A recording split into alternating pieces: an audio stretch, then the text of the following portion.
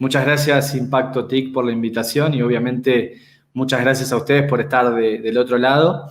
Mi nombre es Maximiliano Canti, soy director para Latinoamérica de Safetica Technologies, una empresa checa de ciberseguridad. Y me acompaña Daniel Tenorio, Product Manager. ¿Estás por ahí, Dani? ¿Cómo están? Muy buenos días. Muchísimas gracias por la invitación. Buenísimo, Dani, que estés ahí. Gracias. Dani nos va a estar ayudando al final con una pequeña demo.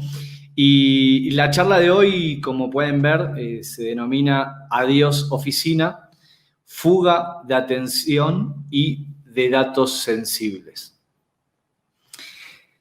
Cada 40 segundos se produce una distracción. Es decir, cada 40 segundos algún pensamiento se interpone en alguna tarea que estemos realizando, algún objetivo que tengamos. Hay incluso estímulos inconscientes, ya Freud lo decía, que no podemos controlar y que se nos interponen en nuestro pensamiento. E incluso en este nuevo mundo tan digitalizado, el asunto se vuelve más complejo. Quien afirma esto es Chris Bailey, que se dedica a todo este tema de la productividad, y que justamente a partir de estos estímulos que vienen de los celulares, de las PCs, de las tablets, nuestro cerebro empieza a ser remunerado, si se quiere, recompensado con dopamina, y son estas sensaciones de placer que aparecen cuando vemos un like, cuando hay algún comentario, una publicación nuestra, esa cosa de estar pendiente todo el tiempo de estos estímulos. Lo que pasa es que la mente, cuando está ahí, enredada en estos estímulos, pierde algo fundamental, que es la capacidad de pensar, de reflexionar, de crear ideas, de que la creatividad aparezca. Así que bueno, es todo un tema. Antes de avanzar, quería pedirles un favor, y es que puedan completar una encuesta muy pequeña, responder una encuesta. Seguramente debe estar en estos momentos el link siendo compartido. Me confirman, por favor, lo copian, es muy cortito el link. Y la pregunta, lo que van a ver cuando accedan a ese link es lo siguiente, ¿no? Desde la PC van a ver esto. O si están en el móvil, lo van a ver así. Está actualizando, listo. Entonces, la primera pregunta es: ¿crees que el teletrabajo continuará luego de la pandemia? Las opciones son sí, no y sí, pero de una manera híbrida. Y la segunda pregunta es: ¿considera que el teletrabajo aumenta la productividad? Y ahí las opciones son dos: sí o no. Así que les voy a dar un tiempito ahí cortito, si me ayudan, para ir respondiendo, y vamos a ir viendo en vivo y en directo aquí las respuestas. Bueno, ya vamos viendo las primeras respuestas. ¿Crees que el teletrabajo continuará luego de la pandemia? Ahí tenemos 2 votos, 2 porque sí, y el resto 0. ¿Considera que el teletrabajo aumenta la productividad? 2 votos por sí, 0 por no. Vamos a actualizar de vuelta, ahí tenemos más votos. Estamos con 7 ya, y tenemos, si el teletrabajo va a continuar, dicen 5 que sí va a continuar, 0 no, y 2 sí, pero de una manera híbrida. O sea que vamos todos por ahora por el sí. Y la tendencia en cuanto a que el teletrabajo, aumenta la productividad es más clara, más fuerte ahí. Bueno, son 2 opciones también. Estamos en 6 y 1. Hacemos la última actualización. Ahí tenemos más. Y continuamos con esta idea que el teletrabajo va a continuar. Sí, 8, de una manera más híbrida, 6. Y si consideramos que el teletrabajo aumenta la productividad, ahí tenemos sí, 11 votos, no 3. Bueno, hacemos la última rápido y volvemos a la presentación. Y como vemos, ¿sí?, la tendencia continúa. Muchas gracias por su opinión. Me interesaba mucho saber cómo veían esta cuestión. Avanzamos. A ver si, listo. Creo que tengo un delay ahí en el otro, pero creo que se ve bien ahí. Bueno, a ver, estamos en el medio vamos a llamarlo el ojo pandémico, en donde estamos viendo algunas cuestiones que están cambiando. Todavía no estamos con la fase final, pero vamos viendo algunos rasgos de esta nueva normalidad, como la llamamos, en donde definitivamente algunas industrias fueron impactadas muy fuerte, como la industria de la gastronomía, el turismo. Aparece toda esta idea de la reinvención y en ese sentido la necesidad de estar en Internet, ¿no? Todo el tema de comercio por Internet, si no estábamos hay que estar. Y para responder lo que la encuesta recién, hay dos datos que quería compartir con ustedes. El primero es que Gartner dice que 8 de cada 10 empresas van a mantener de alguna manera el teletrabajo.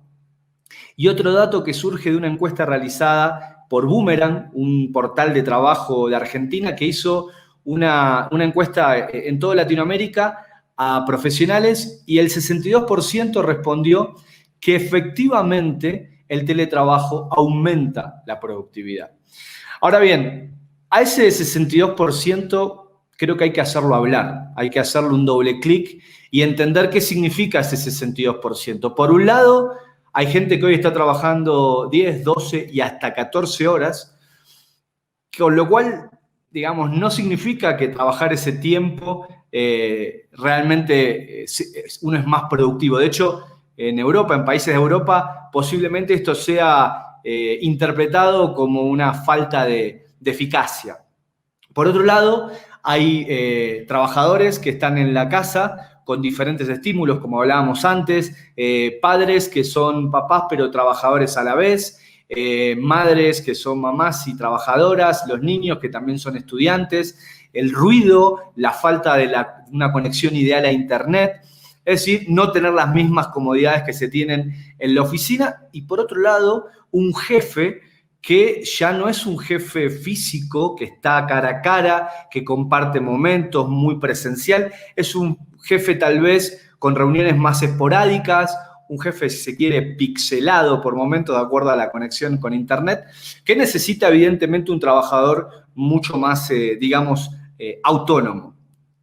Ahora bien, definitivamente el teletrabajo es algo que, como decían en algunas presentaciones hace un rato, va a quedarse, llegó para quedarse.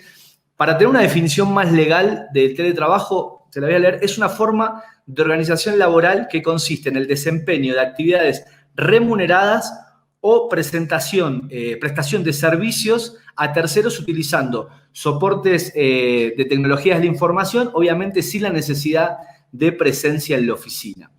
Ahora bien, a mí me resultó interesante cuando entré a la página de teletrabajo aquí en Colombia y el Ministerio de las TIC te deja hacer un ejercicio sobre cuáles son los beneficios del lado del trabajador, pero también del lado de la empresa. ¿Por qué el teletrabajo es un beneficio para todos? Y está bueno porque lo podemos llevar a números. Fíjense que en el ejemplo que armé, porque uno lo puede armar ahí, puede ir completando la información, estamos en lo siguiente. Primero, este es un caso en donde una persona va en auto, lo podríamos hacer también por ejemplo, con Transmilenio, pero se transporta en auto desde la zona norte de la ciudad a El Dorado.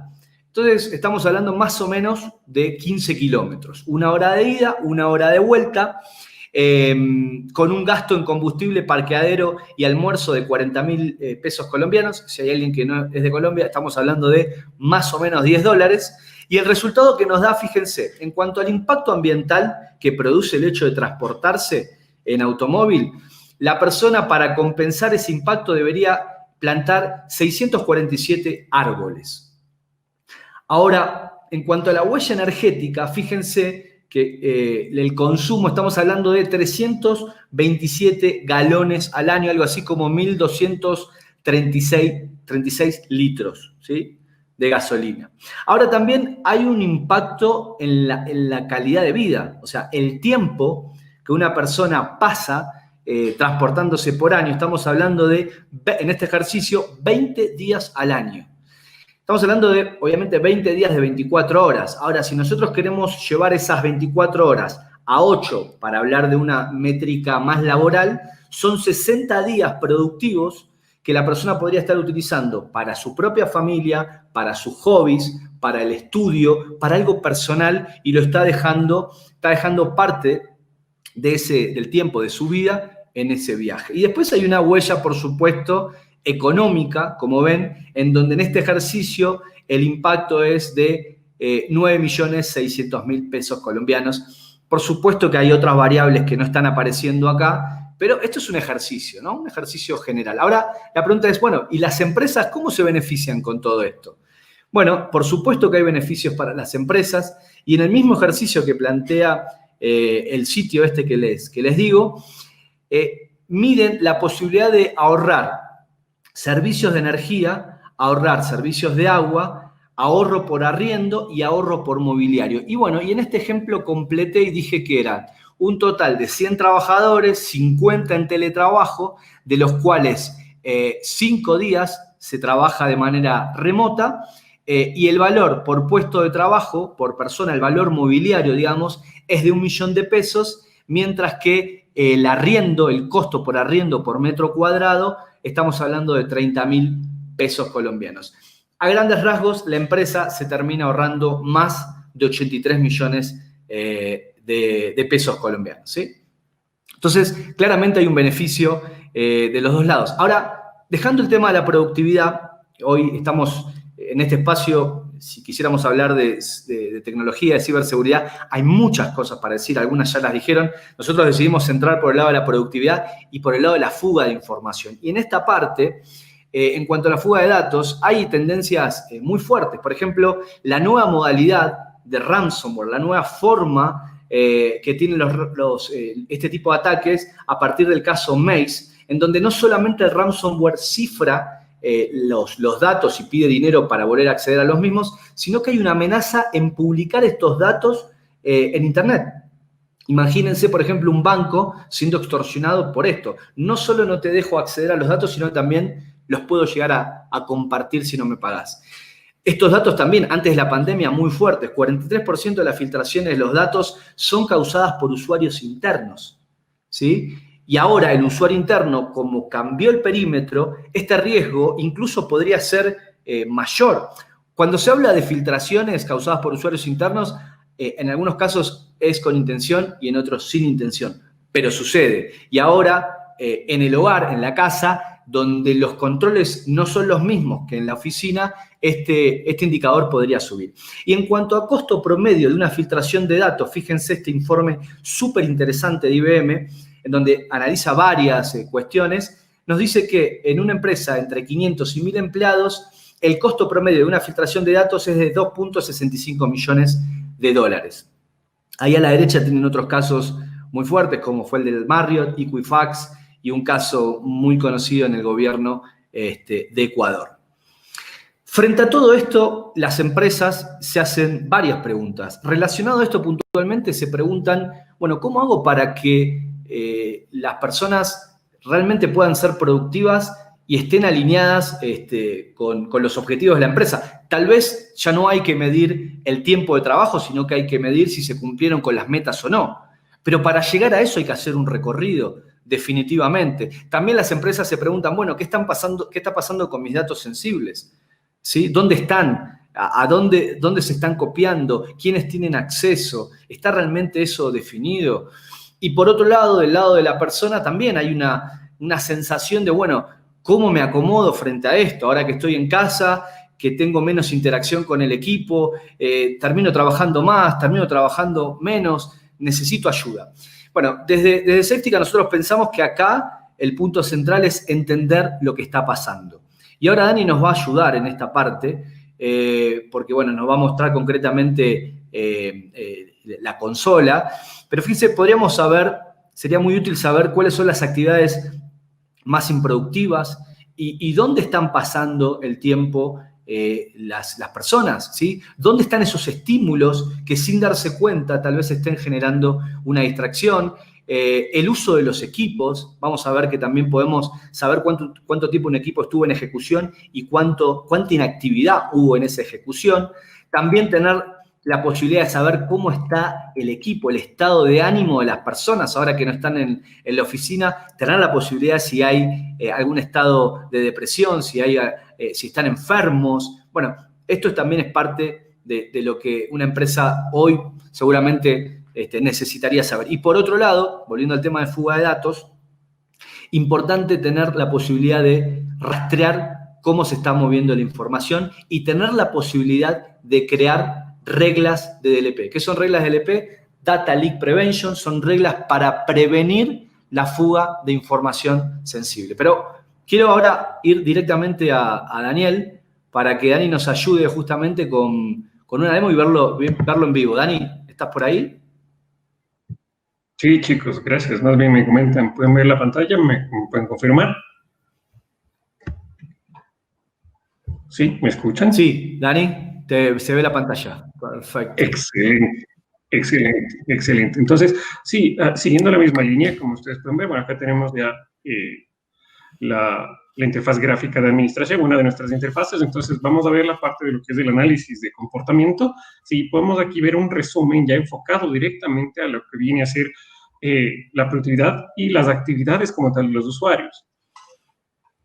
Entonces, aquí nosotros podemos tener temas de mediciones, ¿sí? Trabajar con ratios de productividad, que lógicamente estos están basados en una escala de clasificación que utilizamos nosotros.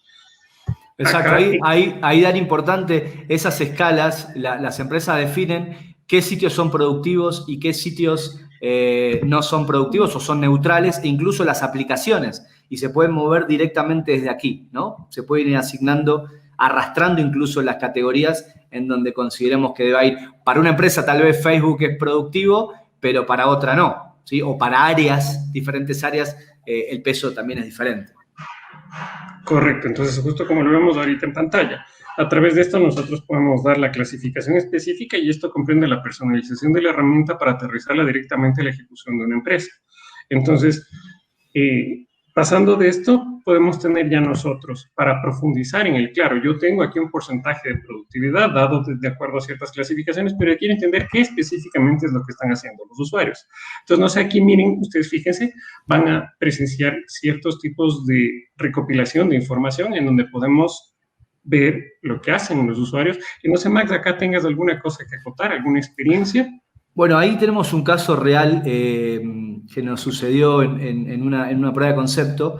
Si querés buscarlo, es una persona que durante las horas laborales accedía a YouTube. Nada de esto que vamos a decir está mal o bien, depende de cómo esté definido dentro de la corporación. Pero en este caso, nosotros podríamos acceder directamente en ese registro que tiene ahí Dani, si haces clic en el enlace. Vemos ahí que es YouTube y podemos ir directamente a lo que se estaba viendo en ese momento. En el caso, en este ejemplo puntual, esta persona veía todos los días 2 capítulos de una telenovela llamada La Gata, ¿sí? Está en HD, y bueno, terminó de ver la novela y después buscó otra novela y siguió viendo. ¿Esto está mal, está bien? Depende de un montón de cosas. Por supuesto, también vamos a poder ver si estuvo, por ejemplo, conectado a WhatsApp Web, pero no vamos a estar viendo con quién habló ni el contenido. Algo importante acá es que la herramienta no es un keylogger.